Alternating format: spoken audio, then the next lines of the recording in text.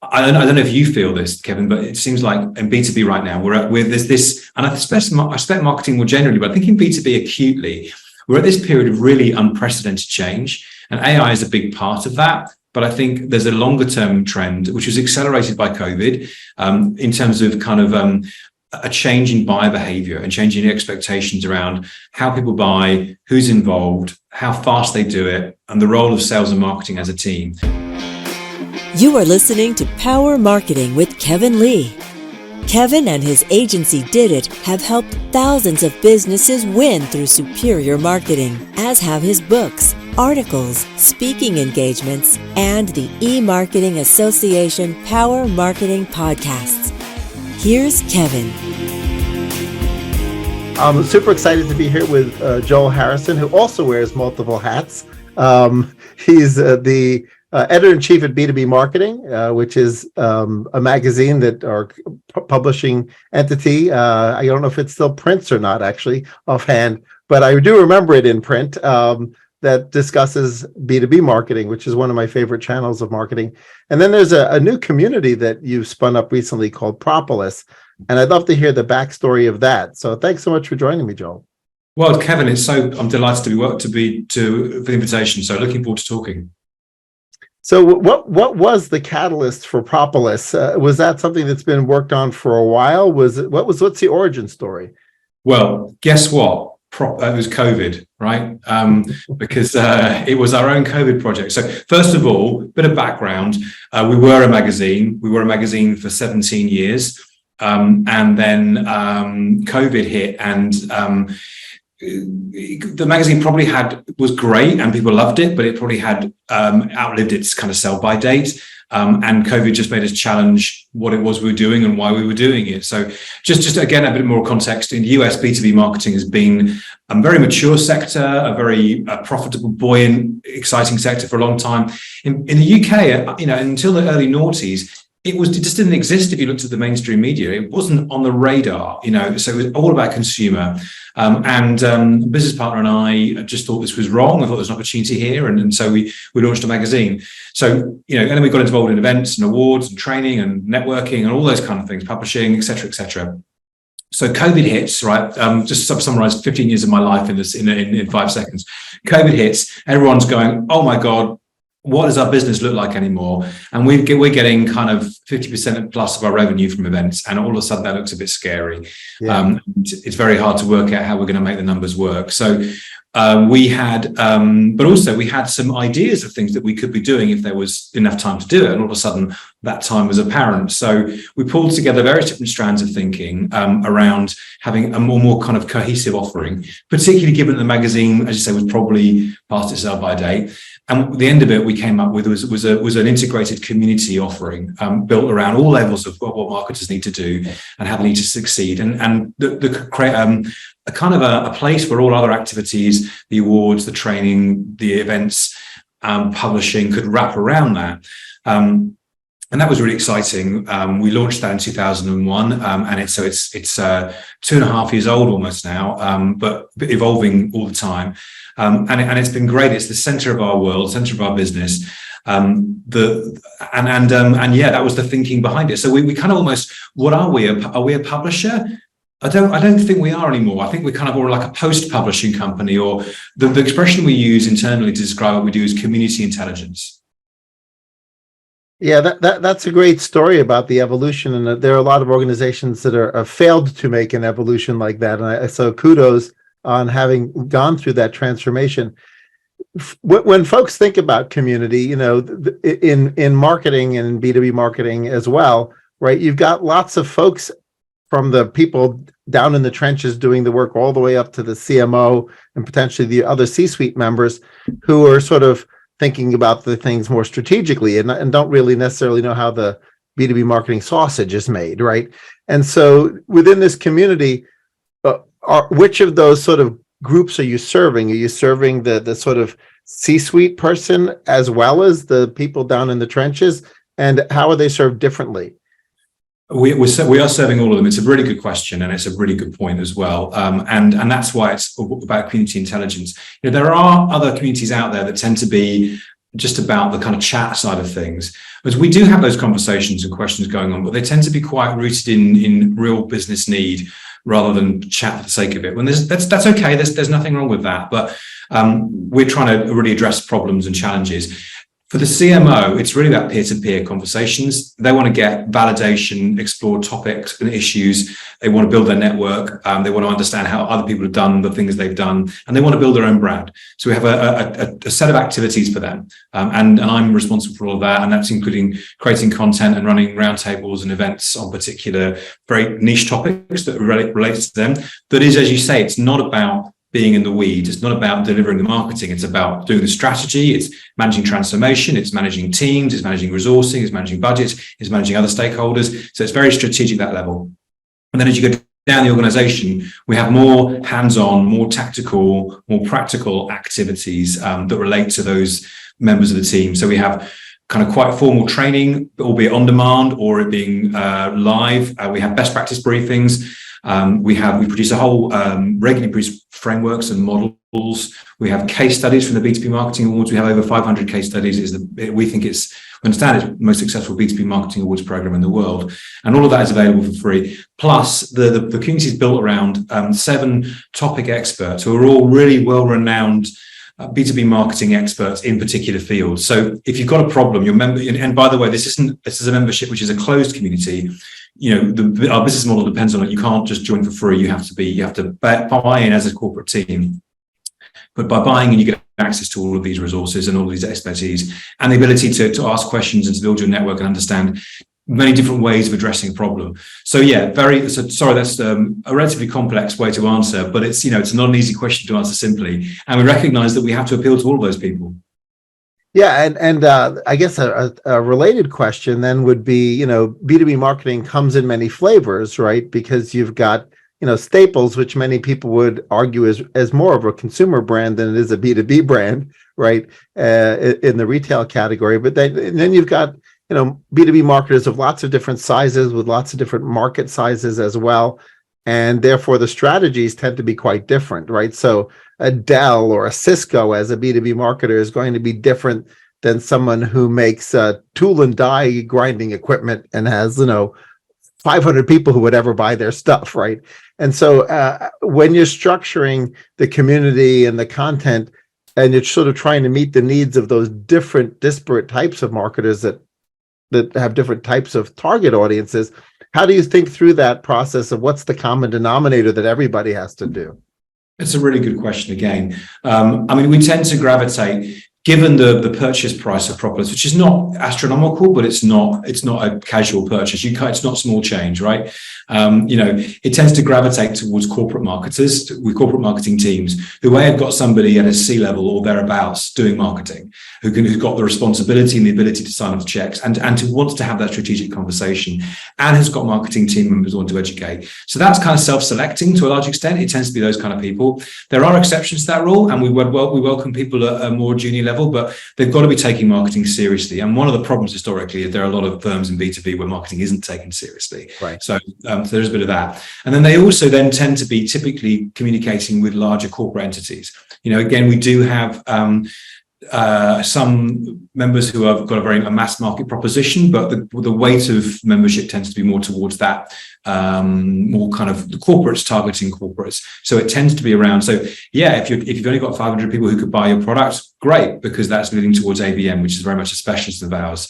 If it's going to be, if you're dealing with micro businesses and they're acting very much like consumers, and the kind of decision making is aligned accordingly, then that's probably not our space. We have some of those, but they're the exception rather than the rule.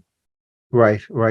And how does Propolis plug into your events? So you've got Ignite coming up soon, and you've got the Chicago background behind you because Ignite Chicago is right around the corner. So are they sort of like brethren? They support each other, or is Ignite really also standalone so people can obviously attend Ignite and not even necessarily know about Propolis?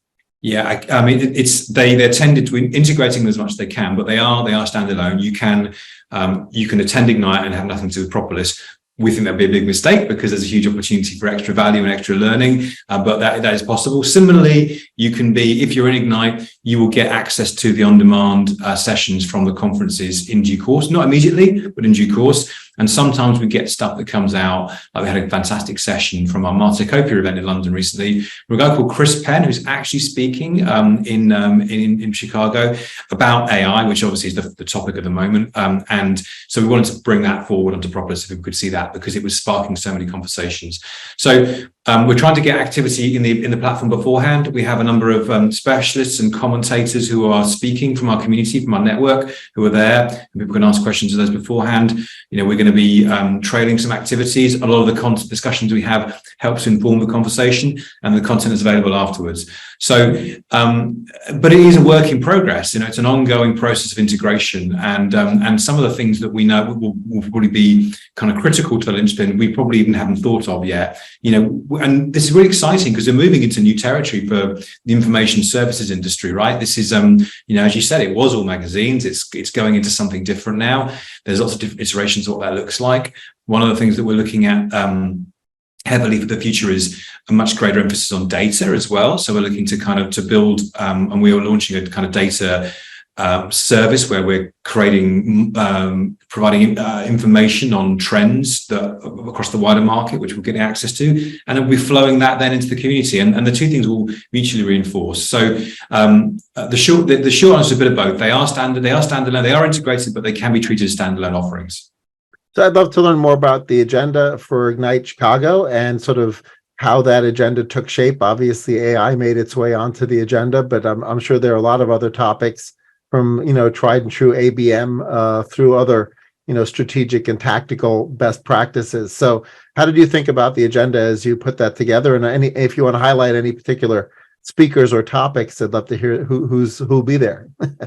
Well, thank you. And yeah, it's a kind of fascinating process of always doing this. And we work very closely. Katie Martell, who's a very well-known B2B marketing expert and ambassador, and someone who's very prominent in the industry, has been working with us on this event for the last 3 years. So we had a lot of input from her.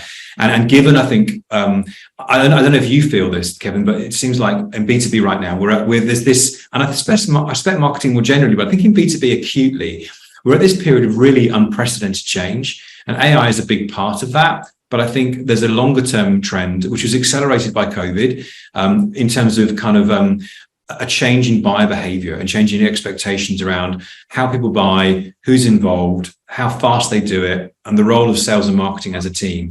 And then plus you've got this new wave of technologies coming on board, AI being in the mix all the way along the line. So we wanted to reflect that, and the overall theme is about new frontiers.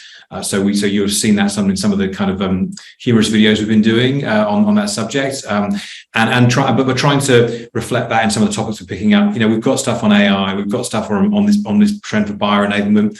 ABM is still a massive deal. We've got things on communities and dark social. There are some overall themes around CX and growth, which we're picking up on.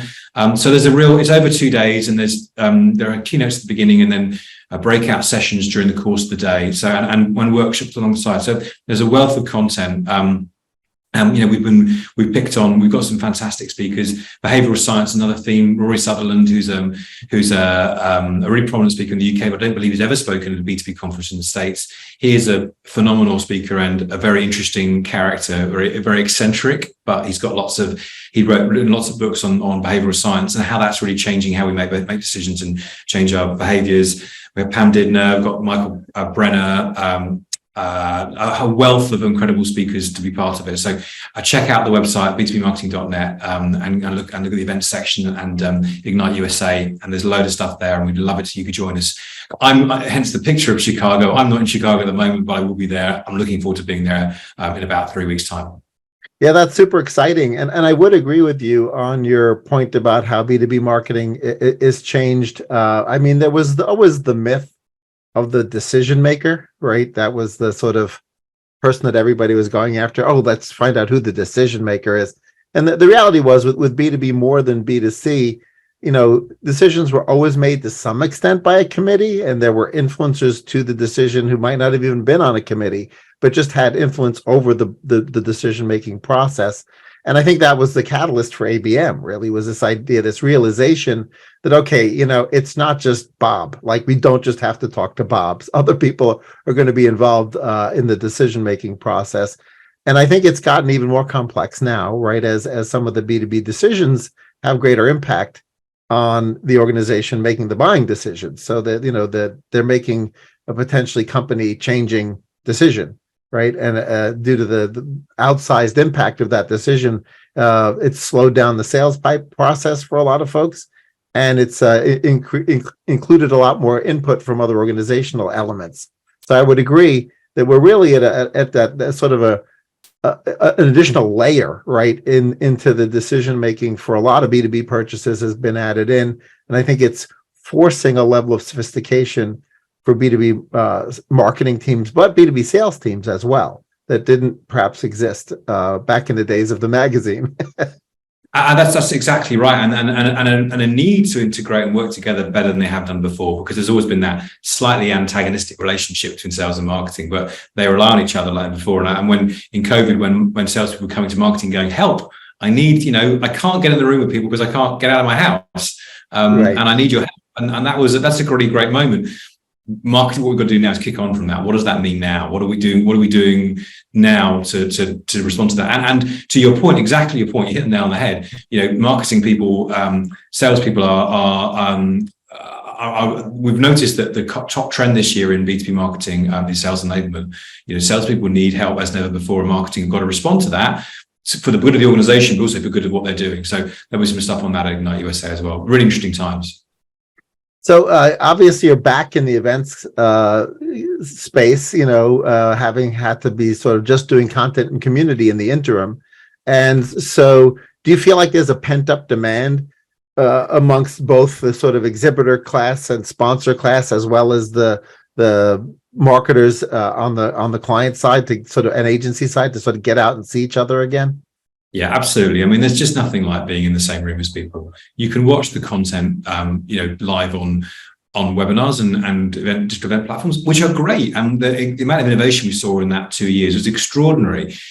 And there's so much you can do with that, but it's still not the same as being in the room. The things that you pick up from being there, the nuances that you get, the unexpected conversations that you have, the relationships that you start, it's just multi-layered. So yeah, we're really feeling that, and the events, our event portfolio was bounced back really strongly in the UK, and we're really excited to be coming to Chicago at the end of the month, and so excited to be talking to, getting the feel of the room in terms of what markets in Chicago and the wider US feel right here and now.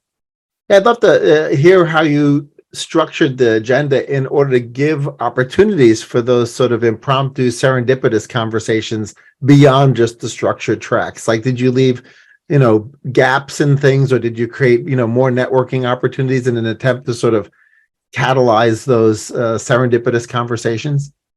Well, I'd love it to give you a really kind of innovative solution about how we've done that. And the reality is that's tough, right? And by the way, us Brits are much worse than you Americans, right? You guys are brilliant at it. You guys are outgoing and forward. We're all emotionally retarded, right? So it's much harder to get a British audience to do that than the US one.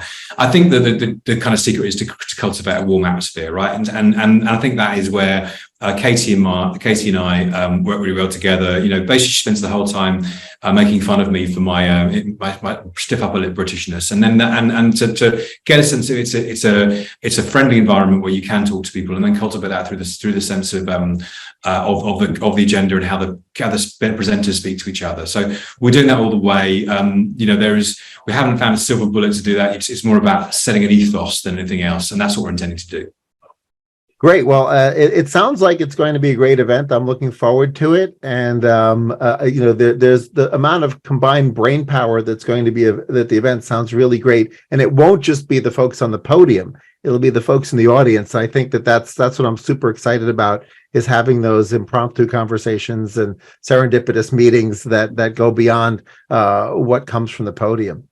Yeah, absolutely. That's really important. And Kevin, it's great that you'll be able to join us and have us joining some of those conversations and to surface some of those questions as well, because we need to know what people are thinking, what pain people are feeling, and also what are some of the solutions. To that end, actually, the other thing we've got going on is the Elevation Awards, which are our annual US awards program. So we're announcing the winners of that, and some of the winners will be speaking as well. So also, and some of the shortlisted entries as well. So another great way of showing what's great currently in B2B in the US.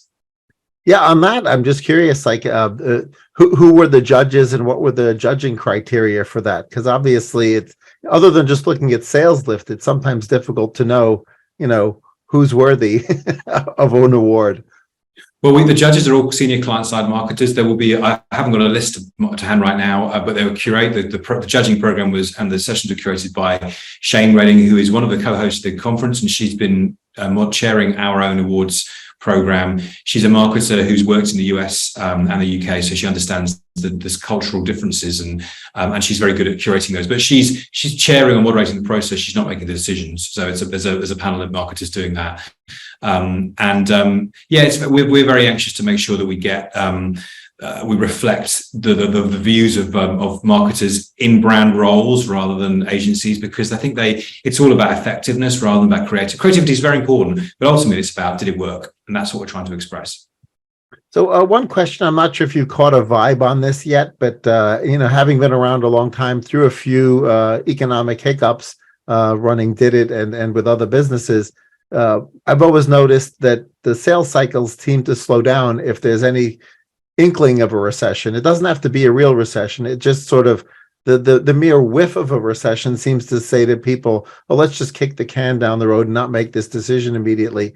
And B2B gets hit pretty hard with that. Have you started to hear from folks that you feel like the sales cycle is lengthening as a result of fear of recession?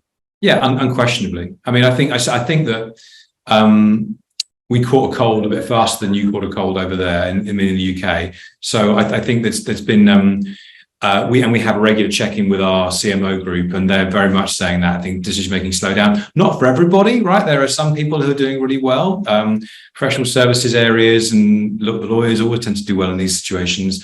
But most people are finding decision-making slowing. I do think that's plateaued out now, and we're starting to get just a sense of sentiment lifting a little bit. But decision making is definitely slowed down, and that's it's just slow going. Everyone seems to be extremely busy in our group. There's a lot going on, and I'm sure some of that is responding to negativity, but also some of it is responding to opportunity as well, which is great.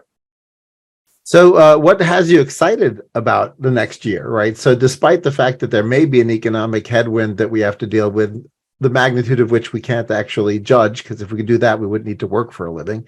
But there could be one, but still, seems like you're super excited not only about the event, but about your Propolis plans and rollouts and such. So I'd love to hear sort of what has you jazzed about the next year. Yeah, well, I think Propolis is the main deal for us, right? It's a game changer, and we think it's a game changer for the industry as well in terms of the level of support and nuance and insight it can potentially derive for people. You're seeing it across the board that buyers are distrusting advertising more and more. Content marketing has got savvier and savvier, and that means that, and now you've got AI, another kind of wave of innovation around that, which is has its own set of challenges inherent. I'm not going to go dig into that too deep into that one because it's a tough one. So we believe that the kind of community is the way of the future, and that's what's going to make a big difference. So we're excited about Propolis. As I say, we're doing it for 2 years now. We've got fantastic plans in terms of bringing this room of data on board, as well as all of the insight and the conversations that are going on. We have initiatives within the platform which are currently called swarms, and they're a bit like a growth sprint, as you might describe it, if you were working in agile methodology, and they're fantastic as well. They're a great way of addressing a problem and bringing the weight of the community around that to answer it. So exciting times, and it's really pioneering. It's great to be doing something which is, we think is pioneering the future of how people consume information and ultimately more successful in their jobs. So a final question for those folks who you think should absolutely clear their calendar to head to Chicago for Ignite. What would be sort of the example of the role and responsibilities and titles and, team sizes of folks who should absolutely consider attending? Well, there is something for everybody in there. I mean, we've got very much content orientated around the CMO. We've got content orientated for the marketer at the junior level of the spectrum. I mean, to your point earlier on about marketers, the C-suite. I can't remember precisely what you said, Kevin, but it's something along the lines of reflecting the fact that they're not in the trenches there potentially. But some of the best marketers say to me, best CMOs say to me, I need to know enough to be dangerous. Sometimes what we find is that the CMOs have got are best placed to step out of their day jobs and go out and look for what's new and look for ways of doing things, and to bring back insight and to find mechanisms for challenging assumptions and expectations and define behaviors of their team. Say, look, this is new, this is different, this is a different way of doing things. So anybody at whatever level they want to succeed, it's a fantastic event for B2B marketers at whatever level, and we're really excited about welcoming you.